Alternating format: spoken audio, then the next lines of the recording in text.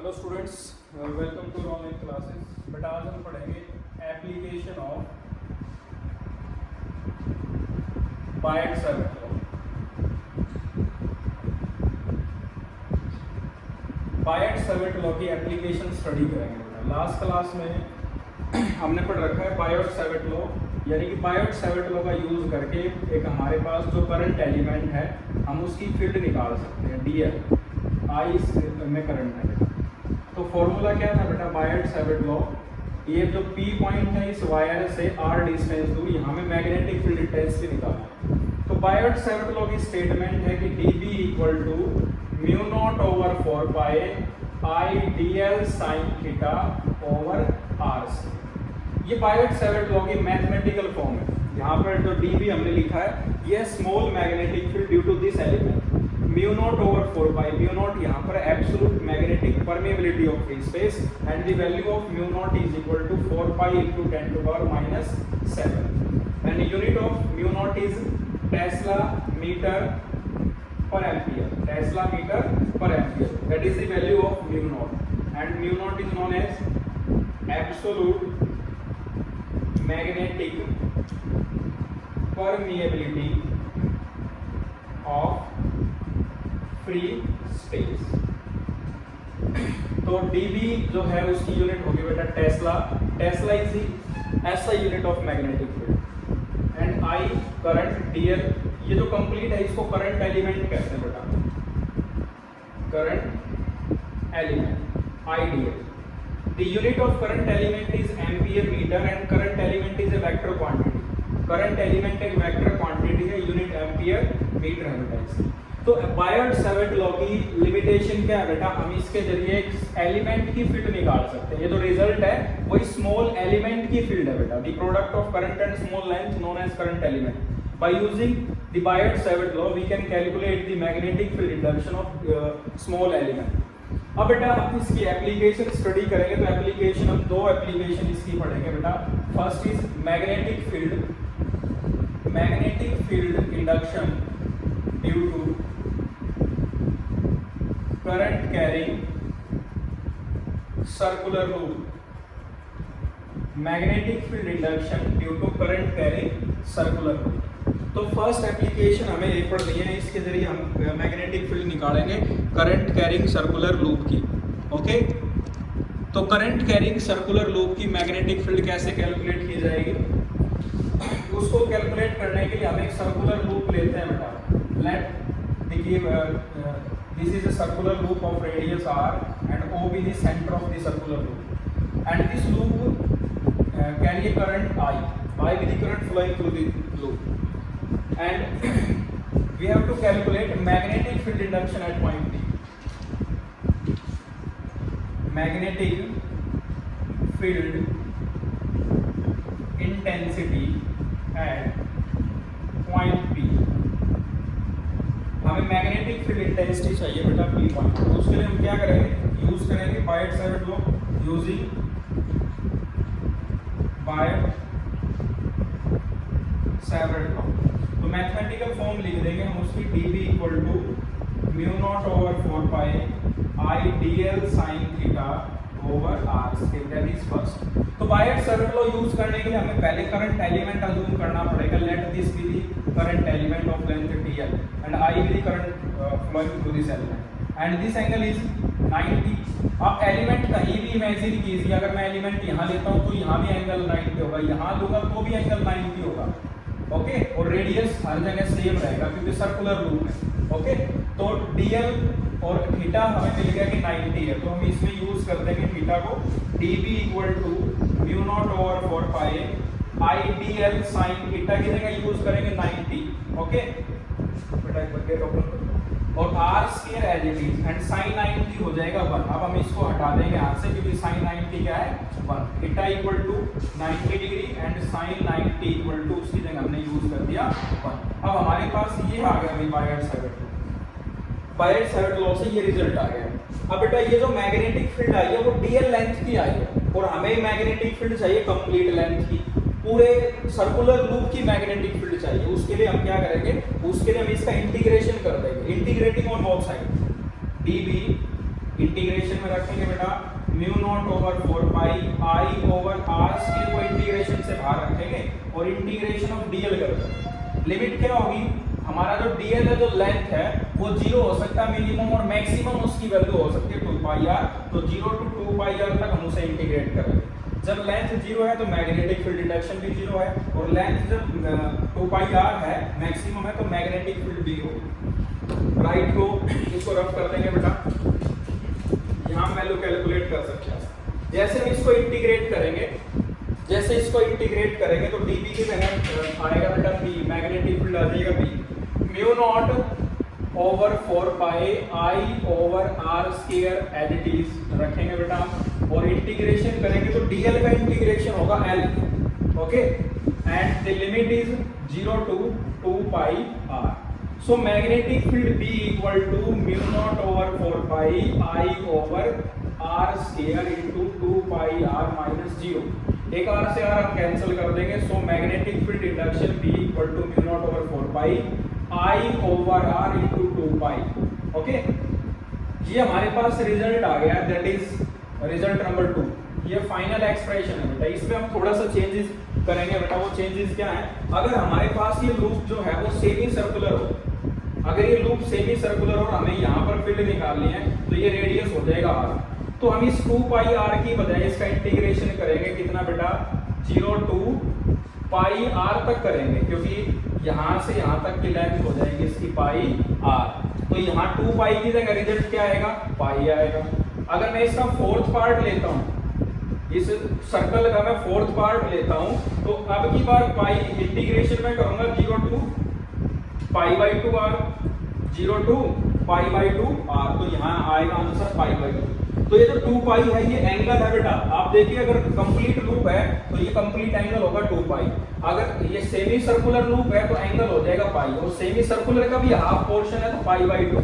Okay, तो हम अगले स्टेप में क्या करेंगे, इस पाई बाई 2 को थीटा से रिप्लेस कर देंगे, ठीक है, और इसको n से मल्टीप्लाई कर देंगे। तो इसके स्पेशल केसेस देखिए, स्पेशल केसेस क्या होंगे इसके। फर्स्ट स्पेशल केस है if the coil contain n number of turns, then magnetic field B equal to mu naught over 4 pi I over r into 2 pi और कैपिटल N से और multiply कर देंगे। Result number 3, अगर हमारे पास जो ये कॉइल है इसके n टर्न्स है बेटा, यानी कि एक स्ट्रेट वायर को n टाइम्स ऐसे हमने बाउंड किया हुआ है, तो हम उसे n से और मल्टीप्लाई कर देंगे। एक की मैग्नेटिक फील्ड अगर 2 टर्न है तो 1 + 1, 2 की मैग्नेटिक फील्ड 2 आ जाएगा यहाँ पर। तो n है तो हम n रख देंगे बेटा। नेक्स्ट है if the coil is in the form of an arc, जैसे ये आर्क है और इसका जो एंगल बनेगा, ये आर्क है भाई x और y, इस आर्क का जो यहाँ सेंटर, यहाँ जो एंगल बन रहा है वो थीटा है, और इसमें करंट है I। तो इस आर्क की मैग्नेटिक फील्ड निकालेंगे, एक्स वाई हमारे पास एक ये आर्क है और यहाँ पर फील्ड निकालें, ये डिस्टेंस और ये डिस्टेंस r। तो इस केस में मैग्नेटिक फील्ड का फॉर्मूला हो जाएगा B equal to mu not over 4 pi I over r, और 2 पाई को हम रिप्लेस कर देंगे थीटा से। 2 पाई को हम रिप्लेस किससे कर देंगे बेटा, थीटा से। तो ये हमारा फोर्थ रिजल्ट आ गया। अगर जो कॉइल है वो कंप्लीट कॉइल ना होकर एक आर्क की फॉर्म में, if the coil is in the form of arc of an angle theta, then magnetic field is given by this relation. Okay, तो बेटा हमने बायर्ड-सैविट लॉ का यूज करते हुए मैग्नेटिक फील्ड निकाल ली है एक कंप्लीट सर्कुलर लूप की, और सेंटर पर हमने वो मैग्नेटिक फील्ड निकाली है। अब इसकी डायरेक्शन क्या होगी, मैग्नीट्यूड तो ये आगे रिजल्ट। अब डायरेक्शन क्या होगी बेटा, इसकी मैग्नेटिक फील्ड की डायरेक्शन दी जाती है राइट हैंड थंब रूल से, राइट हैंड थंब रूल से।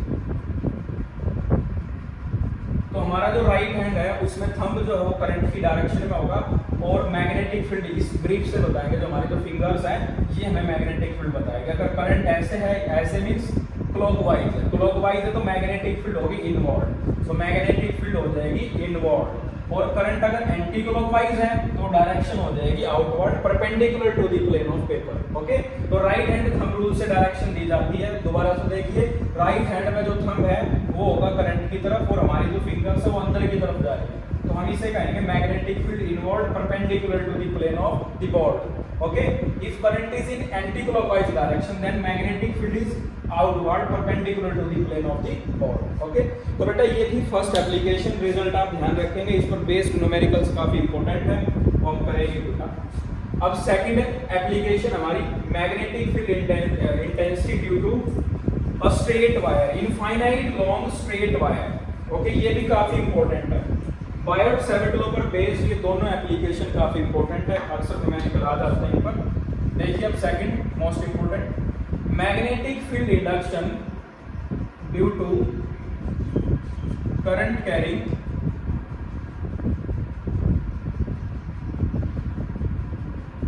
Infinite long wire, infinite long wire. We have to calculate magnetic field induction due to a long wire carrying current। हमारे पास एक long wire है, काफी infinite long wire है, काफी बड़ी wire है जिसकी लेंथ, जिसको हम नाम देंगे xy। Let I be the current flowing through the wire, this current, and we have to calculate the magnetic field induction at point P। और ये P पॉइंट जहां पर है वायर से उस पॉइंट का जो डिस्टेंस है, इस डिस्टेंस को हम जूम कर लेंगे A और इस पॉइंट को नाम देंगे O। हमें इस P पॉइंट पर मैग्नेटिक फील्ड चाहिए, मैग्नेटिक फील्ड इंटेंसिटी या मैग्नेटिक फ्लक्स डेंसिटी भी बोलते हैं। इस P पॉइंट पर फील्ड निकालना है, उसके लिए हमारे पास ये लॉन्ग स्ट्रेट वायर अज्यूम किए, आई इसमें जाए। अब बेटा बायोट सेवेट लॉ का यूज करना है क्योंकि एप्लीकेशन ये बायोट सेवेट लॉ की है, तो बायोट सेवेट लॉ को यूज करेंगे। तो बायोट सेवेट लॉ की मैथमेटिकल फॉर्म हम यहाँ लिख देंगे, यानी कि according to Biot Savart law. Biot Savart law, Biot जो है वो इलेक्ट्रिक करंट की सीजीएस यूनिट भी है बेटा। तो magnetic field equal to mu not over 4 pi I DL sine theta over R square, that is our first equation. Okay, अब बेटा बायोट सेवेट लॉ का यूज करने के लिए हमें करंट एलिमेंट चाहिए। तो मैं यहाँ करंट एलिमेंट इमेजिन कर रहा हूँ, ये let this be the small current element of length dl, और ये जो dl है ये इस q पॉइंट में इसे नाम दे रहा हूँ, और ये जो लेंथ है मेरे पास O से इस q पॉइंट की, इसको लेंथ को L अज्यूम कर दो, और इस dl की मैग्नेटिक फील्ड यहाँ पर निकालनी है। तो यहाँ ये जो डिस्टेंस है उसे हम r अज्यूम कर दो, and this angle is theta. Okay, तो देखिए मैंने एलिमेंट सपोज किया है q पॉइंट पर जिसकी लेंथ dl ली है, और dl से इस p पॉइंट का जो डिस्टेंस है that is r, and this angle is theta. So, according to Biot-Savart law, magnetic field intensity due to this element is given by mu naught over 4 pi I into length of the element, that is dl, and sin theta. Theta is the angle between the conductor and radius vector. This angle is theta and sin theta. And r is the distance between current element and point P, the point where we have to find out the magnetic field induction. This distance is r, so r square. अब बेटा ये element जरूरी नहीं है कि मुझे इसी point पर लेना है, मैं एलिमेंट यहाँ भी अज्यूम कर सकता हूँ। देखिए अगर मैं एलिमेंट यहाँ लेता हूँ dl लेंथ का, तो आप देखिए अगर मैं एलिमेंट यहाँ लूंगा तो आप देखिए r की r डैश, r तो चेंज होगा और थीटा है वो भी चेंज होगा और l की वैल्यू भी बदलेगी। ये टोटल जो यहाँ से यहाँ तक का जो लेंथ है वो l डैश लिख लें, ये अलग अलग आएगा। तो देखिए बेटा अगर मैं इसको इंटीग्रेशन से रिजल्ट निकालना चाहूँ, theta is a variable, length is a variable, radius is a variable. तो एलिमेंट अगर मैं यहाँ भी लूंगा तो आप देखिए r, थीटा और dl, ये थीटा डैश है। इस पूरी वायर पर अगर मैं अलग अलग जगह पर एलिमेंट लेता हूँ तो मुझे तीनों वेरिएबल नजर आ रहे हैं। Theta is also variable, l as well as r, ये तीन वेरिएबल है और हमें इंटीग्रेशन करना लेंथ का। तो बेटा ये जो फंक्शन आएगा ना, ये फंक्शन सिंगल वेरिएबल वाला फंक्शन नहीं है, इसमें तीन वेरिएबल है, mu not 4 pi constant, I constant, but l, theta और r ये तीन वेरिएबल है। हमें क्या करना होगा, इस फंक्शन को सिंगल वेरिएबल वाले फंक्शन में कन्वर्ट करना होगा पहले, then we have to integrate the result, integrate the function, okay, then we obtain the result. तो उसके लिए बेटा हम इसे सिंगल वेरिएबल वाले फंक्शन में बनाएंगे और कैसे इसको सोल्व करेंगे। देखिए बेटा काफी अच्छा आर्टिकल होने वाला है ये, काफी इसके जो स्पेशल केसेस हैं वो भी काफी इंपॉर्टेंट है। मैंने Q पॉइंट पर एक एलिमेंट सपोज कर लिया, ये हमारे पास थी वायर x और y, x y y। तो मैं क्या करूंगा बेटा, अब ये इस वायर का एंड पॉइंट है, इस एंगल को मैं सपोज कर लेता हूँ दिस एंगल इज फाई, और ये जो एंगल है इसे मैं लिख लेता हूँ फाई लेके, और ये इसका वायर का दूसरा एंड है, इसको मैं यहाँ मिलाता हूँ इस पॉइंट से, और इस एंगल को मैं अज्यूम कर लेता हूँ दिस एंगल इज फाई 1, और मैं इस पूरे फंक्शन को इस फाई की टर्म में कन्वर्ट कर देता हूँ, this angle is theta and this is phi.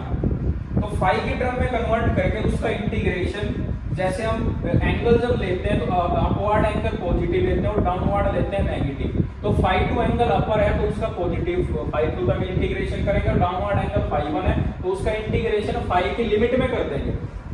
तो देखिए जो फंक्शन है हम इसे आगे सोल्व इसलिए कर रहे हैं, इसका इंटीग्रेशन डायरेक्ट इसलिए नहीं किया, इसमें 3 वेरिएबल है और हमें वेरिएबल चाहिए एक, ठीक है। उसके लिए देखिए कैसे करेंगे, आपको जैसे जैसे कंप्लीट करेंगे समझ आ जाएगा।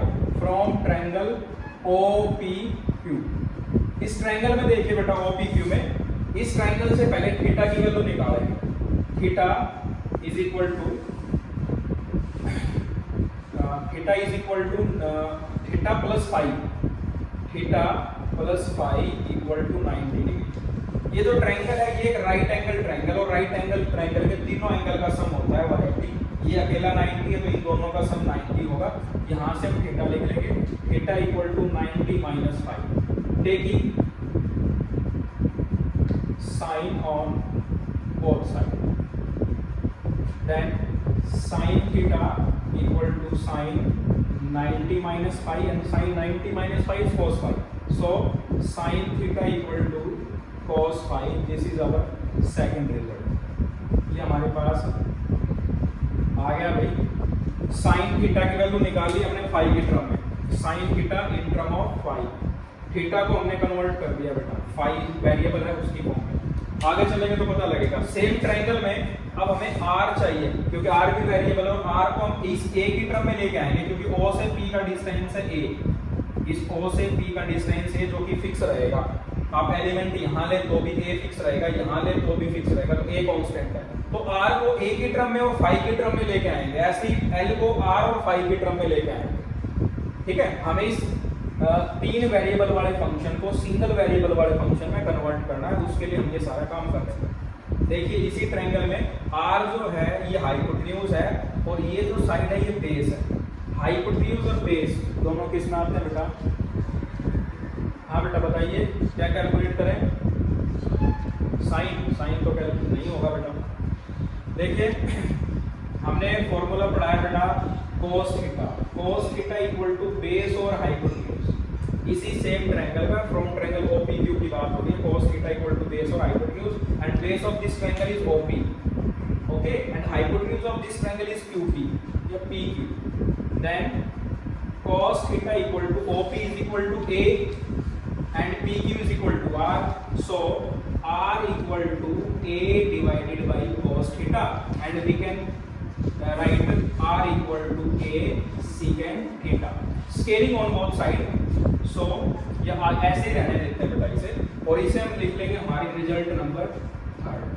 तो अब इस थर्ड रिजल्ट में देखिए बेटा, यहाँ हमने R को कन्वर्ट कर दिया है, थीटा नहीं फाई होगा, सॉरी थीटा नहीं, यहाँ पर फाई आएगा, cos phi, this is phi and this is also phi। देखिए बेटा ये phi है और ये 90 है, तो ये बेस हो गया बेटा, और ये इसका हाइपोटेन्यूज है। बेस और हाइपोटेन्यूज cos में होते हैं, cos आता है बेस और hypotenuse, and r equal to a secant phi। यहाँ से हमने r भी कैलकुलेट कर लिया कि r is equal to a secant phi। अब आगे देखिए बेटा,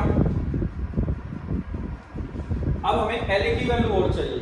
अब ये जो r है उसकी वैल्यू फिक्स है a, और फाई वेरिएबल है, इस थीटा को भी हमने फाई वेरिएबल में ले आए, r को भी फाई वेरिएबल में ले आए, ऐसे ही l को भी फाई वेरिएबल में लेके आना। तो l इस ट्रायंगल का है परपेंडिकुलर और a है बेस, तो टेंजेंट कैलकुलेट करेंगे सेम ट्रायंगल से। From triangle OPQ, tangent phi equal to perpendicular over base, and the perpendicular of this triangle is OQ, and base of this triangle is OP. So tangent phi is equal to OQL is A. So L equal to A tan phi. और हमें L नहीं चाहिए बेटा, हमें DL चाहिए. So differentiating on both sides. तो differentiate करेंगे तो DL का डिफरेंशिएशन होगा DL, A as it is, tan का डिफरेंशिएशन होता है बेटा secant square phi, और फिर phi का डिफरेंशिएशन होगा d phi, and this is our fourth result. Okay, ये हमारे पास फोर्थ रिजल्ट आ गया हमारा DL equal to A secant square phi d phi. तो देखिए बेटा, जैसे हम इन सब की वैल्यू पुट करेंगे फर्स्ट इक्वेशन में, from equation first, second, third and fourth, from equation first, second, third and fourth, जैसे वैल्यू पुट की जाएगी, मैं आंसर लिख रहा हूँ dv इक्वल टू क्या रहने वाला है, mu not over 4 pi as it is, I as it is, dl की जगह लिखेंगे हम A secant square phi d phi, और यहाँ रहेगा sin थीटा, sin थीटा की जगह आ जाएगा बेटा cos phi, and divided by r square, और r की वैल्यू A secant phi, ये रहा बेटा A secant phi, and the r square is r square हो जाएगा बेटा A square secant square phi, ये पूरा कैंसिल. तो सिर्फ mu not 4 pi I by A into cos phi और d phi, ये बचेगा बेटा. तो मैं डायरेक्ट रिजल्ट लिख रहा हूँ, ये वैल्यू पुट करके आपको देख लेंगे. तो जो रिजल्ट रहने वाला है हमारा वो रहेगा बेटा dv equal to mu not over 4 pi I over A cos phi and d phi. This is our fifth result. Okay, ये जो फर्स्ट इक्वेशन थी हमारी, हम उसका डायरेक्ट अगर इंटीग्रेशन करते हैं तो हमें रिजल्ट नहीं मिलेगा बेटा. We can not calculate the total magnetic field due to whole wire because this function contain three variable L, theta as well as R. So first we convert this three variable function into single variable function. आप इसमें देख सकते हैं mu not 4 pi I A, ये constant है, सिर्फ phi एक variable है, और phi की वैल्यू हो सकती है phi 1, ये वाला एंगल अगर इस पॉइंट से देखेंगे, और इस पॉइंट से देखेंगे तो phi हो सकता है phi 2. तो अब हम इसका इंटीग्रेशन कर सकते हैं in term of phi 1 and phi 2, then we obtain the result. So integrating on both side, जैसे हम इसे इंटीग्रेट करेंगे तो dv यहाँ एज इट इज रखेंगे, कांस्टेंट है बेटा हमारे पास mu not over 4 pi I over A integration of cos phi and d phi. Limit रखते हैं बेटा, लिमिट देखो ये एंगल नीचे है इस पॉइंट से, तो हम एंटी क्लॉकवाइज जा रहे हैं तो माइनस आ जाएगा बेटा phi 1, और ऊपर लिखेंगे तो प्लस phi 2 आएगा.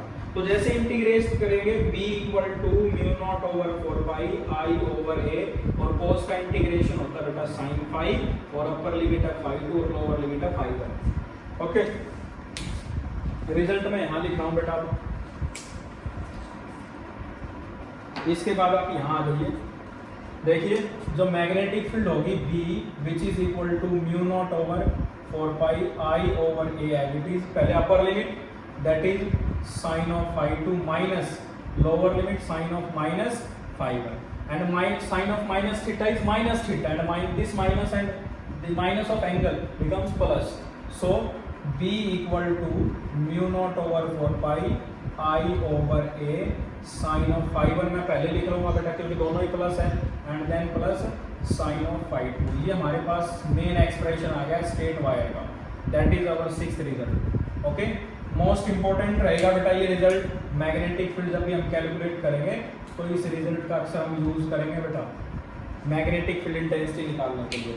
ओके, अब इसके स्पेशल केसेस देखिए बेटा, स्पेशल केसेस काफी इंपॉर्टेंट रहने वाले हैं जब हम न्यूमेरिकल करेंगे. ये मेन रिजल्ट है. First special case, special cases. First special case है बेटा, अगर आपको इस वायर की लेंथ गिवन नहीं है, इस वायर की लेंथ गिवन नहीं है और पॉइंट इसके सेंटर के नजदीक है, यानी कि ये जो डिस्टेंस है ना A और इस वायर की लेंथ है L. If L is much greater than A, यानी कि वायर की लंबाई ज्यादा है इस डिस्टेंस के कंपैरिजन में, तो जो हमारे पास ये जो एंगल आएगा ये phi 1 phi 2 वो भी 90 लिया जाएगा, और जो ये एंगल आएगा ये वाला एंगल phi 1 वो भी 90 लेंगे. And sin 91 and sin 91 1 + 1 2. तो एक्सप्रेशन क्या हो जाएगा बेटा, b equal to mu not over 4 pi 2I over A, because phi 1 equal to phi 2 equal to 90 degree, and we put phi 1 90, this becomes sin 90 and 1 this become sin 91, 1 + 1 2 हमने यहाँ multiply कर दिया। ध्यान रहे बेटा, if the length of given wire is much greater than this distance, this much distance, okay, तो हम ये इसे दोनों को 90 यूज कर लेंगे। सेकंड स्पेशल केस क्या रहेगा बेटा, ये हमारे पास वायर है काफी लॉन्ग और आपको फील्ड निकाली इसके एक एंड के नजदीक, we have to calculate magnetic field induction at point P, और ये जो वायर है काफी बड़ी वायर है XY, और आप उसके एक सिरे के नजदीक मैग्नेटिक फील्ड निकाल रहे हैं, यानी कि ये हमारे पास मार्कर और आपको फील्ड यहाँ निकालनी है इस पॉइंट पर, इसके इस सिरे के पास। तो क्या होगा बेटा, ये जो एंगल होता है φ2 वो हम लिख लेंगे 90 डिग्री, और ये जो एंगल था φ1, उस φ1 को हम लिख देंगे, सॉरी φ2 तो हो जाएगा 0 डिग्री और φ1 हो जाएगा बेटा 90 डिग्री। तो मैग्नेटिक फील्ड क्या आ जाएगी बेटा, B = μ0/4π I/A, साइन एक 0 और एक 90 है, साइन 0 0 और 0 + sin 90 जो कि 1 है, 0 + 1 1, तो आंसर 1 आ जाएगा, इनटू में 1 होगा। तो ये मैग्नेटिक फील्ड का फॉर्मूला आ जाएगा।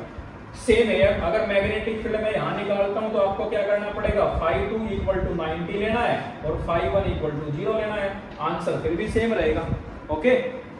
तो ध्यान रहे बेटा, ये हमारा मेन एक्सप्रेशन है मैग्नेटिक फील्ड निकालने के लिए, और इसको हम यूज कैसे करेंगे, अगर वायर इनफाइनाइट का, वायर की जो लेंथ है वो काफी ज्यादा दे रखी है और ये जो A डिस्टेंस है ये बहुत कम हो, तो हमें φ1 और φ2 दोनों 90 लेने हैं, और मैग्नेटिक फील्ड किसी एक सिरे के नजदीक निकालेंगे तो आधी होगी।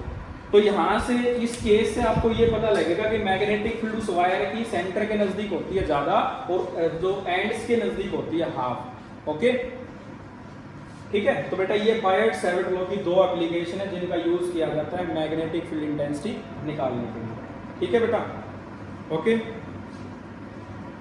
अब बेटा एक न्यूमेरिकल और करेंगे हम जो कि बेस्ड है इन्हीं दोनों एप्लीकेशन पर। बुक दीजिए बेटा मुझे। इन्हीं दोनों एप्लीकेशन का यूज करेंगे जो कि स्ट्रेट वायर की है और सेकंड है सर्कुलर लूप की, ओके। क्वेश्चन देखिए बेटा क्या है,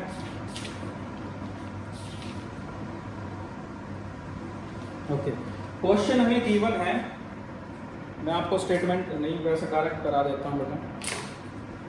क्वेश्चन है two wire A and B, this is the wire A and this is the wire B, we have two wire A and B, okay, of same length, the length of wire A = 44 centimeter and the length of wire B also 44 centimeter and carry a current of 10 ampere each, both wire carry a same current that is 10 ampere, ठीक है। wire A is bent into a circle, wire A is bent into a circle, A wire को circle की form में arrange कर दिया है, 10 ampere current है बेटा, और सर्कल बना है तो किसी ना किसी रेडियस का तो बनेगा ही, ठीक है। Let R with the radius, और इसकी जो टोटल लेंथ है 44 है, यानी कि 2πr = 44 सेंटीमीटर एंड R = 44/2π।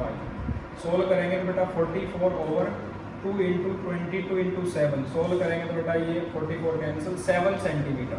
तो रेडियस जो, अगर इस 44 सेंटीमीटर वायर को सर्कल बनाते हैं तो 7 सेंटीमीटर उसका रेडियस होगा बेटा। Then wire B is bent into a sphere, wire B को हमने स्फीयर की फॉर्म में अरेंज कर दिया है, स्फीयर जिसकी चारों साइड बराबर है, L L L and L, okay. और करंट है बेटा 10 एम्पियर, 10 एम्पियर करंट है। तो total 4L = 44 centimetre and L = 11 centimetre. तो 11 सेंटीमीटर लेंथ का, 11 सेंटीमीटर साइड का हमारे पास स्क्वायर होगा। अब हमें क्वेश्चन में कहा गया है obtain the magnitude of the field at the center of the two wire. Magnitude यानी कि हमें डायरेक्शन नहीं चाहिए, हमें इन दोनों ही केसेस में मैग्नेटिक फील्ड निकालनी है। तो सर्कल के केस में फॉर्मूला क्या था, बायट-सैवर्ट लॉ, μ0/4π I/r × थीटा, ये फॉर्मूला था बेटा। नंबर ऑफ टर्न्स एक ही है, μ0/4π की वैल्यू 10⁻⁷, करंट जो है बेटा वो 10 एम्पियर है, एंड रेडियस है 7 सेंटीमीटर, 7 × 10⁻⁻2 मीटर होगा बेटा ये, और थीटा की वैल्यू है 2π। इसे सोल्व कर लेंगे बेटा, 10⁻7 × 10⁻⁻6, ओके, एंड डिवाइडेड बाय 7, ये 10 है भाई, और 10⁻⁻2 पर जाके प्लस हो जाएगा 10⁻+2 और 2, और पाई की वैल्यू 3.14, ओके। 3.14 इंटू 2 ये हो जाएगा बेटा 6.28 डिवाइडेड बाई 7 और इंटू 10 टू पावर -4 टेस्ला। इसे आप सोल्व कर लेंगे। टोटल मैग्नेटिक फील्ड आ गई बेटा सर्कल की, बी सर्कल। ओके, अब हमें स्फीयर की चाहिए बेटा। स्फीयर की कैसे निकालेंगे? स्फीयर में सेंटर पर निकालनी है ना, तो डायगोनल जहां पर इंटरसेक्ट करते हैं वो स्फीयर का सेंटर होता है। तो इसके सेक्शन बना लेंगे बेटा P, Q, R और S। तो टोटल मैग्नेटिक फील्ड सेंटर पर क्या होगी? देखिए PQ सेक्शन की क्या होगी? इनवर्ड। QR सेक्शन की इनवर्ड, RS सेक्शन की इनवर्ड और SP सेक्शन की इनवर्ड। तो total magnetic field at the center of the sphere बराबर है magnetic field due to PQ plus magnetic field due to QR plus magnetic field due to RS and plus magnetic field due to SP। इन चारों की field निकालनी पड़ेगी और चारों की मैग्नेटिक फील्ड सेम डायरेक्शन में तो ऐड कर दिया इसलिए हमने, और बराबर आएगी तो मैं उसको क्या लिख दूंगा 4 into B of PQ, 4 into B into PQ। अब देखिए बेटा मैं अगर यहाँ से एक लाइन ड्रा करता हूँ तो ये आर्टिकल बिल्कुल वैसा ही बनेगा स्ट्रेट वायर का। ये स्ट्रेट वायर का केस बनेगा बेटा। और ये एंगल कितना होगा? स्क्वायर में एंगल ये कितना होता है? 90 का। ये भी 90 और ये भी 90 बेटा। तो ये एंगल कितना रहेगा? 45 का। ये बड़ा एंगल ये 90 का, तो ये एंगल भी 45 का। तो φ2 है 45 डिग्री और φ1 जो है वो भी 45 और ये है 11/2 सेंटीमीटर। जैसे कि हमने अभी स्ट्रेट वायर में किया था, मैं थोड़ा सा स्कोर अच्छे से करके दिखा देता हूँ, आपको कंफ्यूजन है तो। जैसे कि एक स्ट्रेट वायर की फील्ड निकालनी है, ये जो लंबाई है ये हमें L गिवन है 11 सेंटीमीटर और हमें मैग्नेटिक फील्ड निकालनी है यहाँ पर। ये इसका डायगोनल का इंटरसेक्शन पॉइंट है। ये एंगल 45 है, ये वाला एंगल 45 है। ये जो साइड है A और A इक्वल टू है 11/2 सेंटीमीटर, क्योंकि ये तो आधा हो गया ना, 11/2 और 11/2 टोटल 11 है। ठीक है, और इसमें करंट है 10 एम्पियर। स्केयर का फॉर्मूला ये रहा भाई μ0/4 I over A sin φ1 plus φ2 रखो वैल्यू। तो 4 into μ0/4 I divided by A यानी कि 11/2 होगा बेटा 5.5 इंटू 10 टू पावर -2 और sin φ1 sin 45 प्लस sin φ2 वो भी 45। 4 से मल्टीप्लाई करना है क्योंकि ये 4 सेक्शन है बेटा। तो 4 into μ0/4 10 to power -7 current 10 ampere और 5.5 into 10 to power -2 sin 45 1/2 plus 1/2। ये सारी वैल्यूज हैं, इसे सोल्व कर लेंगे हमारा आंसर आ जाएगा और यूनिट आपको लिखनी है टेस्ला। क्लियर बेटा? इस तरह के न्यूमेरिकल काफी इंपॉर्टेंट है इस शेप के। बाकी न्यूमेरिकल हम करेंगे बेटा नेक्स्ट क्लास में। तो अभी हमने बायोट-सैवर्ट लॉ की 2 एप्लीकेशन की और एक न्यूमेरिकल किया, तो दोनों एप्लीकेशन पर बेस्ड है। मिलते हैं बेटा नेक्स्ट क्लास में। Thank you, thanks for watching.